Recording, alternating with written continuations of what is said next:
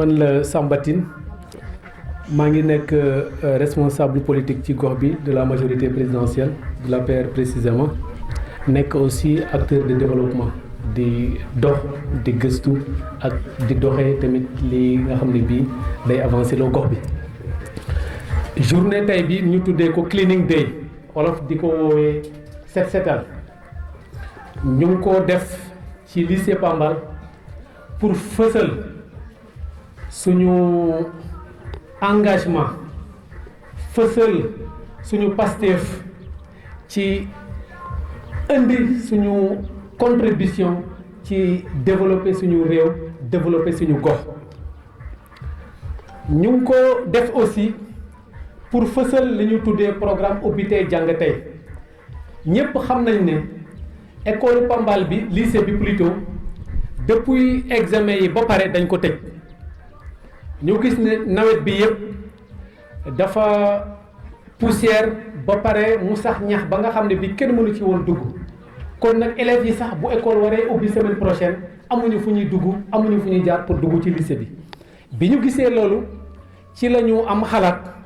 ak jeunes yi nekk ci dëkk bi ak militants yi nga xam ne bi ñu ngi ànd ak ñoom ak tamit bonne volonté dëkk bi yëpp ñu am xalaat ne président ndigim wootee na ubbi tey jàng tey te ubbi tey jàng tey bi peut-être dina am feneen waaye bu amul fii tamit suñu gox moo ciy perte ñu am sàkkuteef nag ne dañuy ñëw fii nettoyer lycée bi désherber ko ba nga xam ne bi élèves yi bu ñu ñëwee dañuy ñëw rek door jàngale yi. ci ginnaaw loolu aussi lii ñu ngi koy def pour aussi fësal aussi suñu engagement ndax yéen xam ngeen ne ci falum njiitu réew bu mujj bu passé bi tànnoon nañ ñu pour ñu diriger comité électoral communal bi kon nag diggé yi président defoon ci programme am ñun yoreel nañu ak gox bi ci war koo appliquer fii ci biir gox bi ndax gis ngeen ci yeneen dëkk cleaning day ñu ngi ko fay def ndax président bu muy laaj réew mi dafa waxoon dafa bëgg a def 5 initiatives majeures bëgg a def 5 accès universel waaye nag mu ne war dafay def 3 programmes sectoriels à l'échelle nationale maanaam ñetti programme yoo xam ne yi benn bi nee na bëggatul gis maanaam bëggatul dégg taax ak kaw maanaam dëkkuwaay boo xam ne bii dafa doyade bëggatu koo gis ci réew mi. beneen bi aussi mooy bëgg na créer lu tuddee ville créative maanaam communes yi il faut que ñu soqaliku ba ñu nekk vraiment des communes créatrices de développement mais ñetteel bi nag mu ne dafa bëgg créer lu ñu tuddee programme zéro déchet ville propre ville verte boobu nag programme boobu nag moo ñu fi tax a teew tey maanaam zéro déchet maanaam programme boobu ñu ngi waxoon askan wi ne bu ngeen joxaatee président réew mi dinañu taxaw ba mbalit ak lépp loo xam ne ni daal baaxul ci askan wi dinañu fexe ba jëlee ko fii kon nag ñun ñi nga xam ne bi ñoo woon population bi ba population bi wuyu si ko ñun tamit suñu devoir la ak suñu responsabilité loolu ñu war koo mën a taxawee kon loolu aussi ci la bokk. beneen bi mooy le principe de ville verte gis nañu Sénégal yàgg na di def ay programme reboisement te ba tey réew bi mu ngi manqué garab kon nag c'était mën naa ne sax c'est des programmes de reboisement inefficaces maanaam yooyu liñ ci doon séentu amuñu ko moo tax tey nag dañoo bëgg a indi beneen méthode développement beneen méthode reboisement mooy gis ngeen tey dem nañu ñu jëmbat benn garab ci kuuru l'école bi kenn ku ne xam na ne l'école foofu la ñuy jàngee jikko ju baax foofu la ñuy jàngee tamit li war a sokkali réew donc fii dañ ko fee jëmbat ci kuuru l'école bi pour won élèves yi ne jàngaleen ci lii pour li war a naatal suñu réew léegi ñu jëmbat fii symboliquement benn garab léegi nag li ñu fas yéene def ci commune bi mooy ñëpp ñi nga xam ne bii mooy ay responsable politique mooy ay jeunes yoo xam ne defuñu politique mooy en tout cas daal bépp bonne volonté bu nekk ci gox bi dinañu sàkku ci ñoom comme niñ ko gisee woon ci réewu Guinée ñu ni foofu dëkk bi ni mu naatee ñu laaj leen waaw loolu moom naataayu dëkk bi lu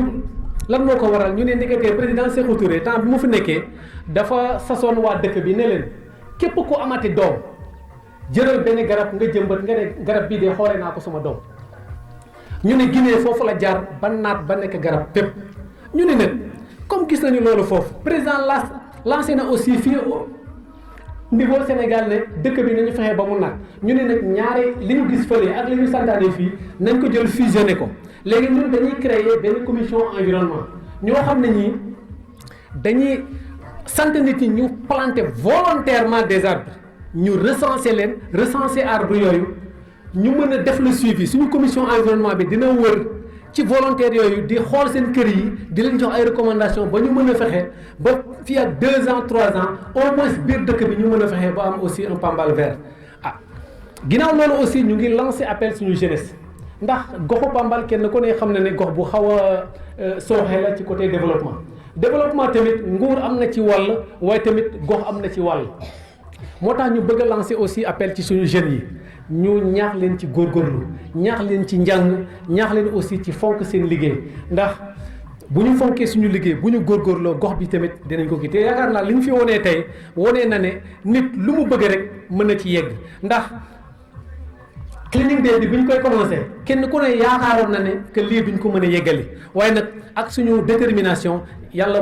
won nañu ne ndeketee nit loo bëgg a def rek boo ci jëmbatee sa ful la da nga ciy yegg kon nag maa ngi ñaan aussi jeunes yi ñaan wax gox bi yëpp que gox bi kenn du jógee fële di ñëw dañu ko développé kon ñun ñi tamit ñu ñoo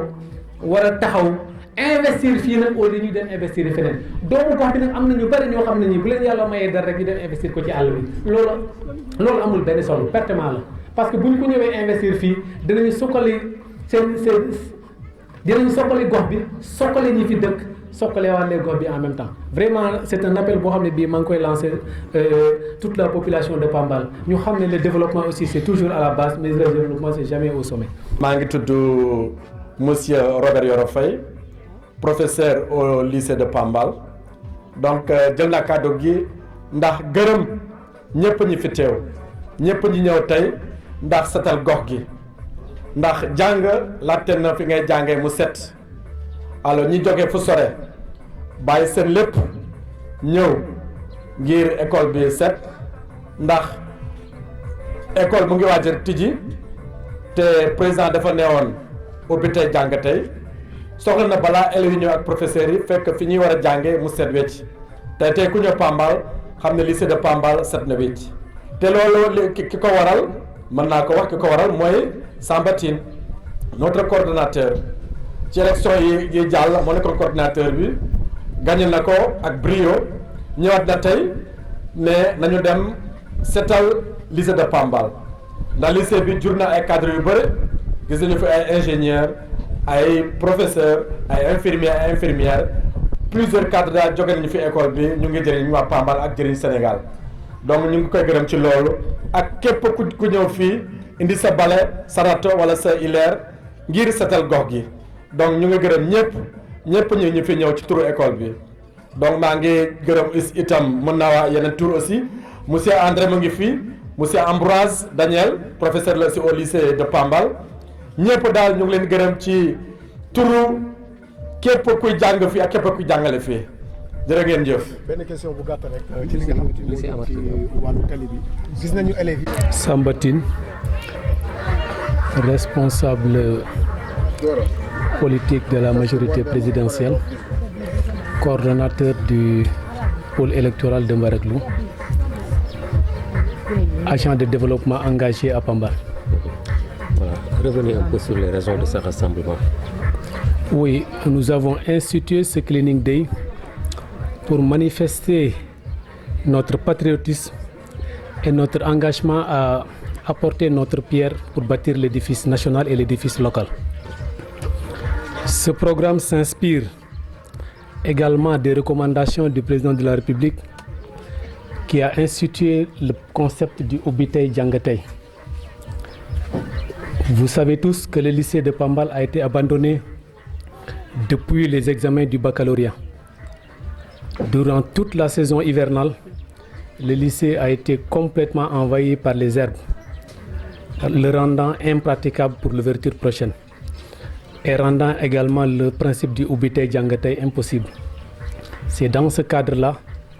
qu'étant un agent de développement, étant aussi un responsable engagé à appliquer la politique du président de la République dans la commune, nous nous sommes engagés à lever ce blocage, à désherber l'école, à le nettoyer complètement pour le rendre possible, pour rendre aussi les enseignements possibles dès l'ouverture. Il est vrai, en dehors du Ubitey Jangatey, je rappelle aussi que lors des élections présidentielles passées, j'ai été choisi par la majorité présidentielle pour coordonner la campagne du président au sein de la commune. Cette campagne, nous l'avions articulée sur 5 initiatives majeures, 5 accès universels et 3 programmes sectoriels à l'échelle nationale. Donc, qui dit échelle nationale dit échelle communale. Surtout parmi ces programmes sectoriels, il y a le programme Zéro Bidonville, le programme Ville créative et le programme Zéro déchet, Ville propre, Ville verte. Nous avons mis l'accent sur ce dernier programme, le programme Ville propre, Ville verte. C'est dans ce cadre qu'en plus du lancement qu'on a fait ici au lycée, nous comptons élargir l'activité au sein de la commune. Nous envisageons d'organiser de façon périodique des sessions de cleaning day, qu'on appelle communément dans le jargon national Set Setal, au sein de la commune pour rendre la commune de Pambal propre et sans déchets. Dans le cadre du concept Ville verte, nous avons symboliquement planté un arbre dans ce haut lieu d'apprentissage. C'est à l'école qu'on apprend tout dans la vie. Donc c'est ici qu'on veut apprendre aux gens le concept Ville verte. C'est pour cela, au lieu de faire ce que le Sénégal a l'habitude de faire, c'est-à-dire planter, faire des sessions de reboisement, et des mois après on ne retrouve plus aucun arbre, nous on veut prendre le contre-pied de ce programme. Aujourd'hui, nous envisageons de planter de façon symbolique. Nous avons planté ici symboliquement un arbre au sein de l'école pour dire aux élèves qui vont apprendre, venez apprendre maintenant comment rendre notre pays vert. Après cela, dans le cadre de nos activités politiques et de nos activités de développement, nous allons instituer l'ensemble de nos militants. Et ça, je vous dis, c'est un programme, certes, que le président Macky Sall a lancé, mais que j'ai vu aussi dans un autre pays africain. Quand j'ai eu la chance d'être en Guinée en 2010, j'ai constaté que toute la Guinée était verte. J'ai demandé à nos camarades guinéens, mais comment vous avez fait pour que votre pays soit aussi vert? Ils m'ont dit que le président Sékou Touré, du temps de son règne, avait institué un petit principe. C'est-à-dire qu'il avait demandé aux Guinéens, à chaque fois qu'un chef de famille a un enfant, il plante un arbre au nom de l'enfant. Et c'est comme ça que la Guinée est devenue verte. Aujourd'hui, nous voulons fusionner le programme du président Macky Sall et le programme qu'on a vu en Guinée. C'est-à-dire, ce qu'on veut, c'est quoi? C'est prendre nos militants et l'ensemble de la jeunesse et des volontaires. Prendre des gens qui vont volontairement planter des arbres dans les maisons. On va cibler d'abord les villes et les quartiers. Planter des maisons, planter des arbres dans les maisons, et nous, on va créer un comité de veille qui va superviser ces arbres-là et qui va